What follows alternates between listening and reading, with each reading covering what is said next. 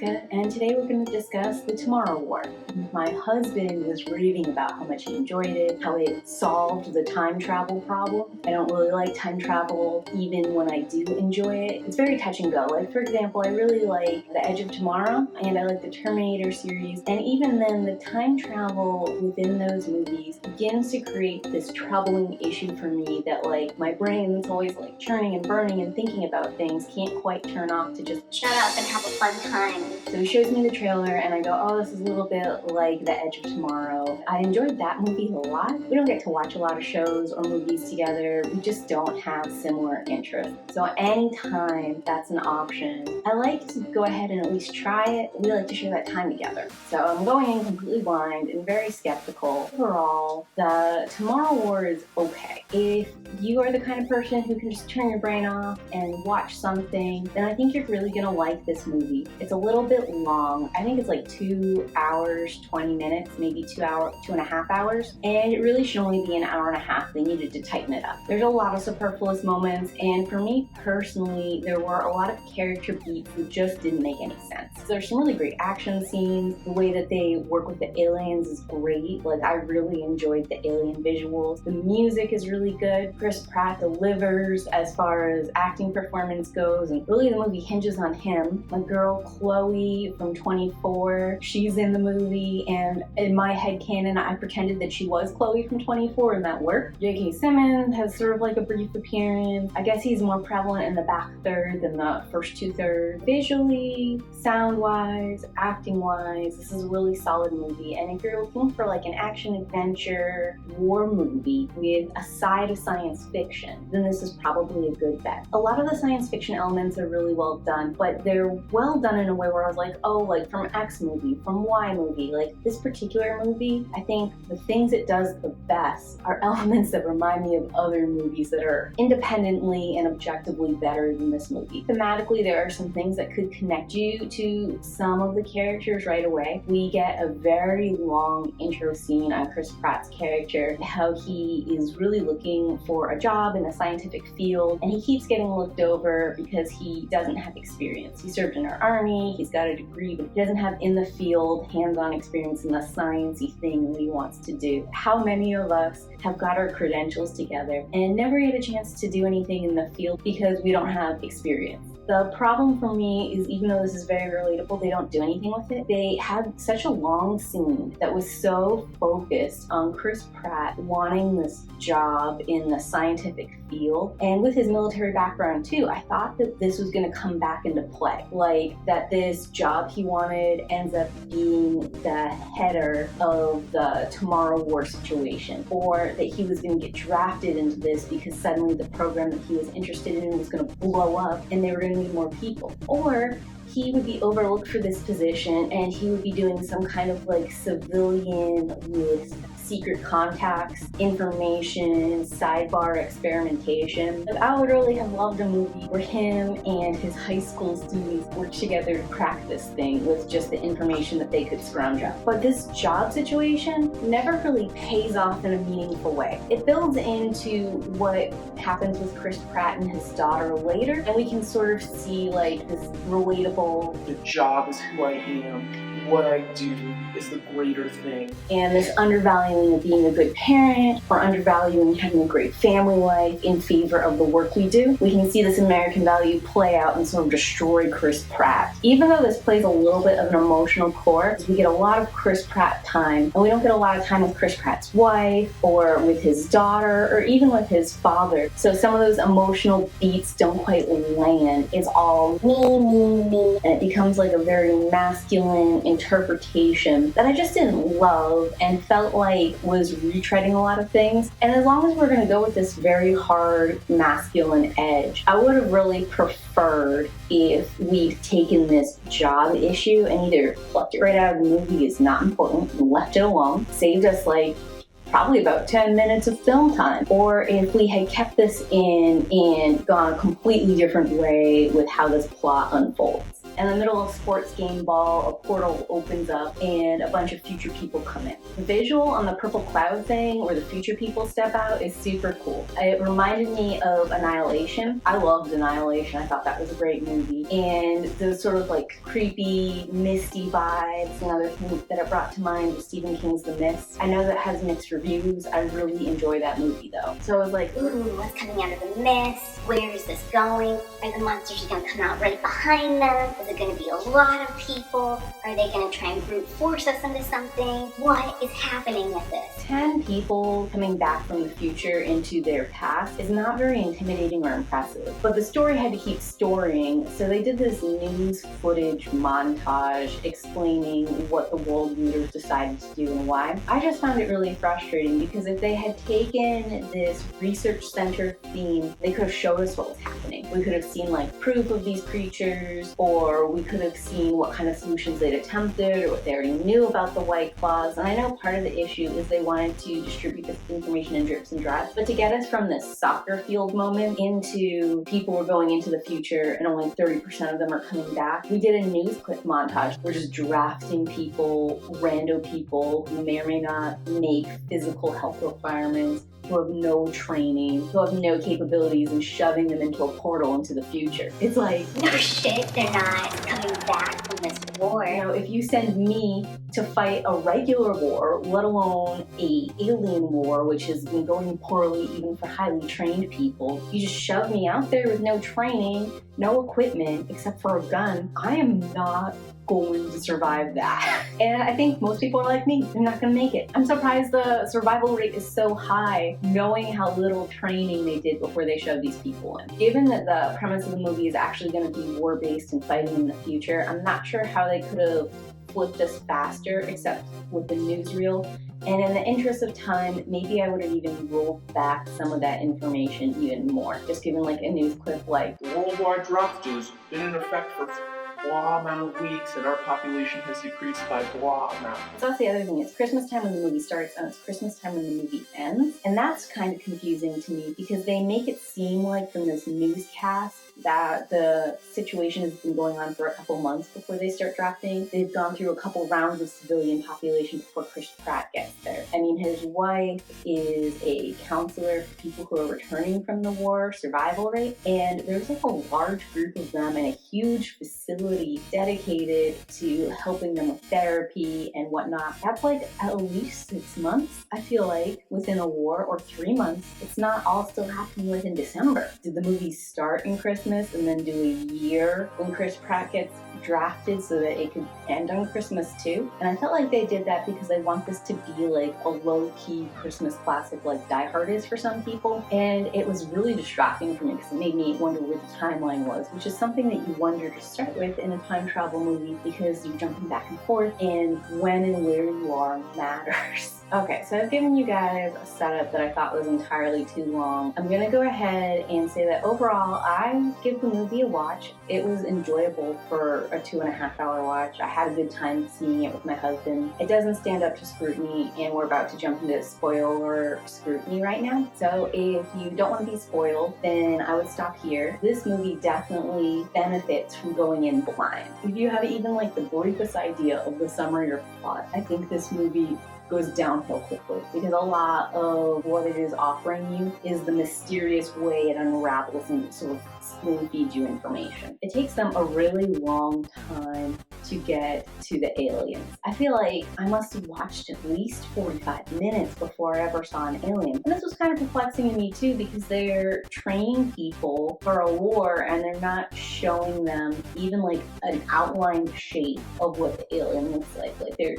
teaching them to shoot for a day on human targets. How is that helpful? They're like, aim for the head and the neck. these creatures are on 4 legs. They're not on 2. Minimally, they should have had like a dog-shaped thing there. They get around this by saying they decided that people would be too scared to go into the war if they knew what these things looked like. But here's the thing. The alien design is really cool, and it does have like a creepy element. You can see that they're very powerful. You can sort of buy why we're losing a war, but they're also sort of cute. Like, I really liked the alien design. I thought like These would be such cute, fun pets. I kept joking about it, how I wanted one of them, and how we had Chris Pratt, the raptor trainer, right here in the movie so he could train one for me, and I could have a pack of these things. If that's a thing that I can make an observation about, they're just not that scary, then I don't understand why we don't have a picture or more information about them. And they have all this armor on their body and like steel plates, and like their real weakness is to shoot under their bellies. For starters, the aim for the throat and the head thing was not great advice. Not telling the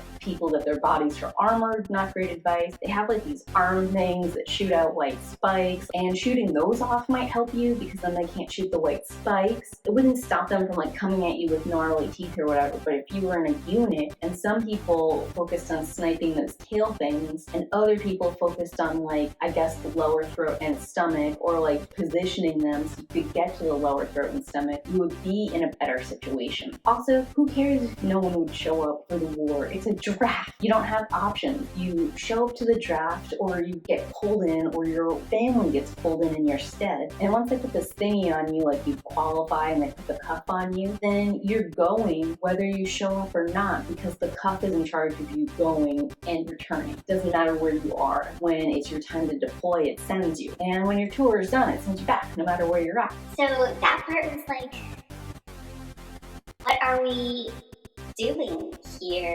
Why can't you show me the White Claws? Also, I love the name White Claw. I kept making a joke about the White Claw seltzer and getting the claw in you the whole time. Just love the idea that like this hard seltzer is the same thing that we're calling these aliens. It's really funny to me.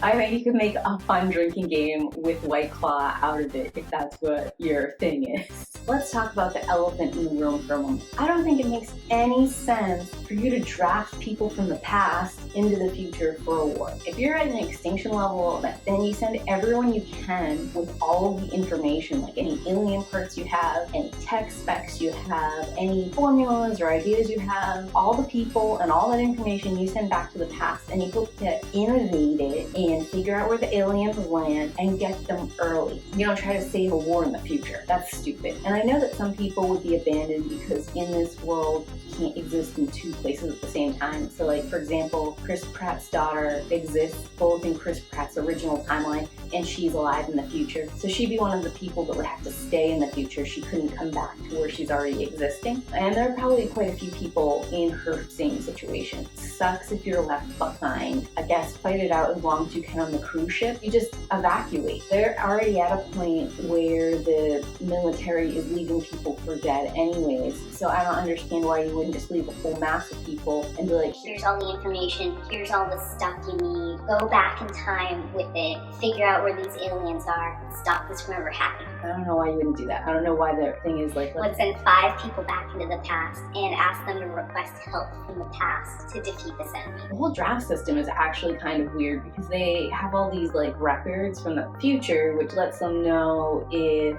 that person dies before the war starts, and if they do, then they get sent forward. But like, if you have those records from the start, you don't need to be drafting random people and like if you qualify and all this stuff. You can cut that out and you can just give them the names. These are the people who are fighting in the war, and you know when they need to be deployed. You've got like a list of them. There's also like extra time in the movie that we didn't need. We didn't need Chris Pratt going in, reporting for the draft, asking questions he's not getting answers to. Kind of boring. It was like, What's going on with it? We already know that Chris Pratt gets drafted. We already know he's going to the future. That's the whole premise of the movie, is called the Tomorrow War. If you don't take me to the front lines, then what are we doing? we could have cut so much. Have him sitting with his daughter, watching the soccer game, the future people pop up. Then let's do a card flash that says 1 year later. Have 2 military officers knocking on the door and grabbing Chris Pratt and forcibly taking him away. So we have this stupid scene with Chris Pratt and his dad. Chris Pratt's dad could take the cuff off him and then he wouldn't go into the future. Chris Pratt just gets like mad and leaves instead of having his dad help him, which I don't get. You have like a 30% rate of survival if you go forward in time. Like, just get the fuck over yourself and let your dad help you. Doesn't matter what he used to do. Even think about this as him trying to like pay you back, or him like taking a first step to make it up to you. Or don't look at it that way. Like, I just have to sit through being with him for 30 minutes or an hour it takes him to get this cuff off me, and I never have to see his face again. I can go back to treating this like however I was treating it before. that scene goes nowhere. where I don't understand why it's there. We've got like this dude who's there for comedic relief. The fact that he makes it through the Tomorrow War completely unharmed also makes no sense. They just need him because movie's got a movie. So I didn't understand why they didn't mass evacuate the future and then take all the knowledge they had about the White Claws, any biomaterial they had, any tech specs they had, bring it back and have us working to figure out a location for them, weaponize things that would actually work against them, the whole 9 yards. We would have had a whole 30 years before these things like crawled up out of the ground or whatever to figure it out. That's a lot of time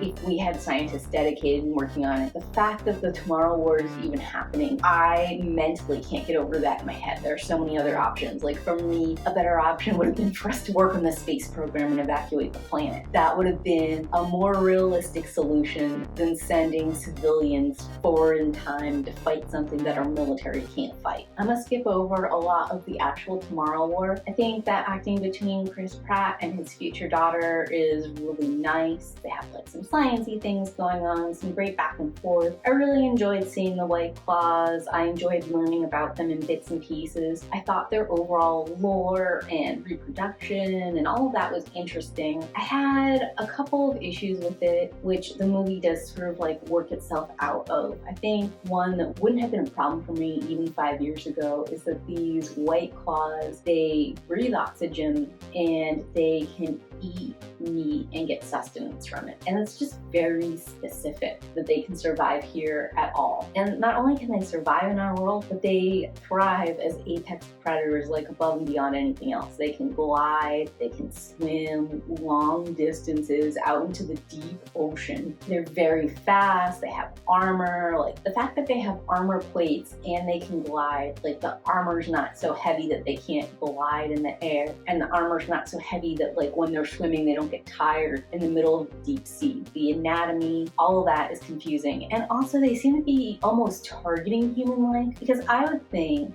that humanity moving out to cruise ships and the deep sea, sort of like in a World War Z apocalypse style movie, would give us a lot of extra time, because there are other animals that these White Claws can eat. We see them like chasing a horse on the beach, so it's not like they've eaten everything else. And yes, humans on land are easier prey than horses are. We're slower, we're in large clumps. But once you go out to the ocean, then I think like the horse is way easier to get than swimming out into the deep sea. The risk reward too just doesn't make sense. But all the way out there, they don't know where the humans are at or how many of them there are. They could just get like stuck and drowned. It doesn't seem like a species that's focused solely on survival and procreation do that. So I am confused why there aren't more people alive out in cruise ships and military bases on the ocean. And I'm surprised that we don't have like some kind of deep sea unit that's surviving. I'm actually kind of surprised that we're still trying to take back the planet first. Like I would have thought in this kind of scenario, you create like a sea base. And if you create like an ocean-based area and you also create a time machine, then the goal is to go back in time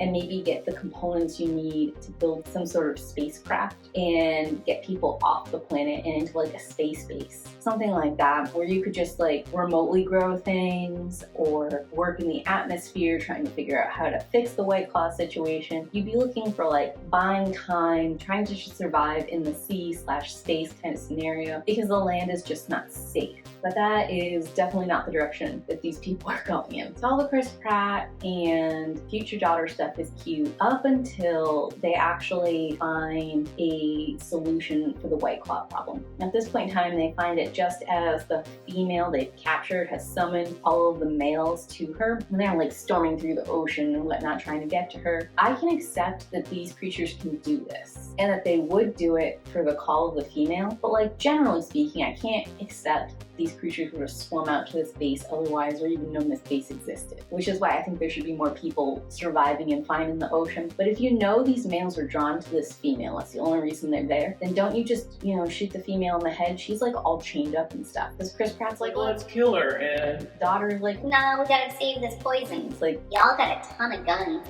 just go ahead and shoot her in the head or in the belly. You have sedation stuff, sedate her and then shoot her, like whatever you need to do. That way she'll stop calling them. You know, that at least gives you a chance to evacuate with the helicopters and stuff, or to get certain personnel off, or maybe even to escape because they're no longer all converging and trying to find her. I understand that there's this emotional connection between his daughter and himself, but some of that just is too much. And it was like a lack of understanding. Like, if you could take care of this issue in the past, then your daughter doesn't have to suffer any of this. So just take the vial back and take care of it in your timeline, and then this part over here never happens. The fact that he refused to see that or refused to look at it that way, he was so focused on being here in this war that was already lost, was hard for me. It was especially hard for me because he's supposed to be a scientist, he's supposed to be smart, and he's stuck on this one little piece. He cannot win in the situation he's in, and he has an opportunity to win in another way that still protects his daughter, so why doesn't he take that? And once he is back from the future in the present, everything takes entirely too long. For starters, the world organization that had agreed to draft everyone just falls apart. Like, why would you fall apart then? Wouldn't you become even more unified? Like, we still have time to fix this now. Let's go ahead and continue to pool our resources. Let's get more satellites up in the air so we can see when the ship lands. Let's triangulate for sight. Let's get some towers up where these things first appear so that we can have people observing all times. I don't understand why there isn't a full-scale let's prevent this from ever happening. Get sucked into the idea of going to war and drafting into the future, fine. The portal has closed. You have to assume that effort has failed, and even if it hasn't, you can't send anyone else in. So now let's talk about what we can do to prepare for a war we know is happening in 30 years. That's where my mind goes to. And let's set it up a little ahead of time too, in case we don't have a time that's exactly correct, because we know that no one ever caught the ship landing. We know where the aliens were first sighted, but we don't know exactly when they showed up. So, let's assume within a 2-3 year time period is when we gotta worry about that. Let's start getting some camps set up, some bases. Let's start getting the lay of the land, having people there ready to make first contact, and let's start building some weapons or building a way to leave this planet or something to keep going. You should stay unified. I don't understand why the world's just dissolve. And I don't understand why no one besides Chris Pratt and his wife ever came up with this idea. I don't understand why there's only one person who's ever taken any biological sample. There's so much about that I don't get. We have so many people working together in unison, and these people are the exceptional group. Also, this back there just takes too long. There's a moment of satisfying payoff for the high school class and the volcano guy, but the fact that a high school class is involved in this and it stays secret is amazing to me. No one has ever seen a team before or worked with a team before. If your high school teacher comes in with some buddies and a white claw and is asking this other guy information, and they're like, yeah, we know where the aliens land. You better believe that's going to be all over the school. Their parents are going to know. Schools in 4 states over are going to know. Everyone is going to know that. It's not going to be some secret thing that Chris Pratt is the only guy who has, and he's not going to be able to just mysteriously take vacation and sneak away to go to the alien spaceship on his own. That part was all really weird to me. So then the actual spaceship itself has a lot of alien vibes, as do the actual alien creatures. I liked it because I enjoy A.R. Geiger's visual style and flair, but at the same time it felt like a reach. And a little bit finding the actual spaceship, seeing that it had crashed here, seeing the humanoid, more intelligent life is more questions than answers, because what were they using these creatures for? Are they actually creatures of war? Are they there to clear out even more hostile creatures, and then they have a kill switch and they all die and now the planet is safe for colonization? Are they part of some kind of zoo or breeding program? Were these creatures really very different than us, and the white claws are actually more like puppy mills or something because of their spikes and their armor and stuff? The bipedal species just had more of it. I don't know. That's kind of an interesting element that I could see playing out and developing further, but this back half just really dry. Chris Pratt's gonna be victorious. He's gonna have to come to some kind of reconciliation with his dad, and you know that most of the rest of the team is not going to make it. So it's a long time watching people I only kind of care about slowly hunting an alien down. And it makes the White Claws, it gives me a question about like how dangerous are these White Claws? Are these White Claws the kind of thing that is annihilating the future of our race? Or are they like kind of clumsy and something you might be able to beat in hand-to-hand combat, you know? I don't know. The movie portrays it as both. Overall, I think this movie doesn't know exactly what it's trying to do.